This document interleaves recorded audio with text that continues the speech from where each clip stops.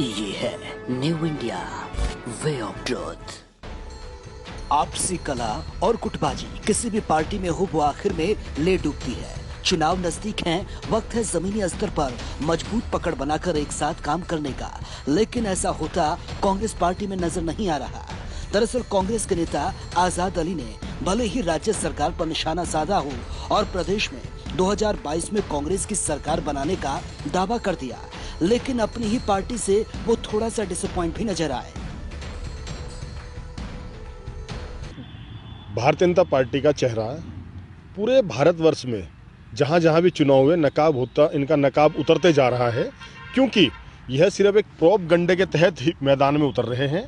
इन्हें जन विकास से, क्षेत्रीय मुद्दों से इन्हें कोई सरोकार नहीं है और सिर्फ प्रोपगंडे के तहत इन्हें सत्ता में आने का लालच है। और उसी के तहत जो भारतीय जनता पार्टी ने जिस तरीके से बिहार में पब्लिक के साथ छल किया, आम जन के साथ धोखेबाजी करी, उसको सब लोग समझ रहे हैं। वही हालात उत्तराखंड में भी, चुनाव नज़दीक आ रहा है, भारतीय जनता पार्टी वही खोखले दावे, वही अपनी झूठी फरेबी बातों से लोगों को जाल में लेने की जो कोशिश कर रही है, वो अब आगे चलने वाली नहीं है।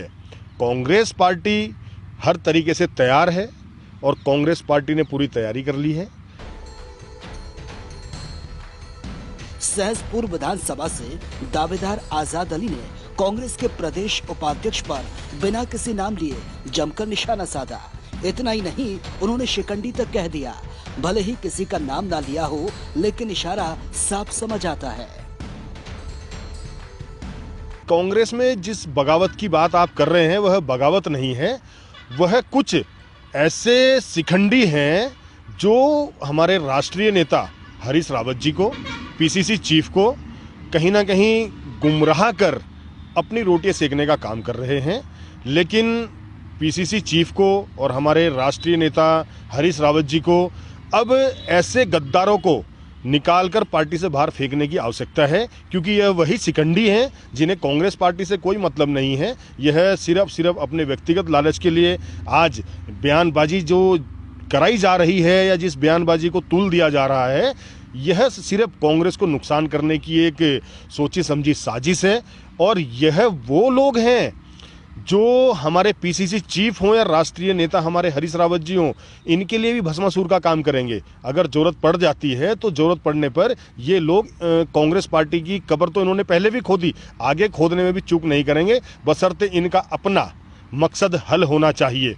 और रही जो बगावत वाली बात है, जो बगावत करने वाले लोग थे, आप विधानसभा सहसपुर की बात करो 2017 की, जो बगावत करने वाले लोग थे, यह कहीं ना कहीं इन्होंने कांग्रेस पार्टी को वो चकमा दिया, उस चकमा देने में ये कामयाब हुए और आज प्रदेश के स्तर के पद लेकर बैठे हैं, उपाध्यक्ष बनकर बैठे हैं। इन लोगों का मकसद क्या है, पूरा सहसपुर विधानसभा जान चुका है। ये पहले मैं इनका मकसद बता देना चाहता हूं आपको। इनका मकसद पब्लिक पूरा जान चुकी है।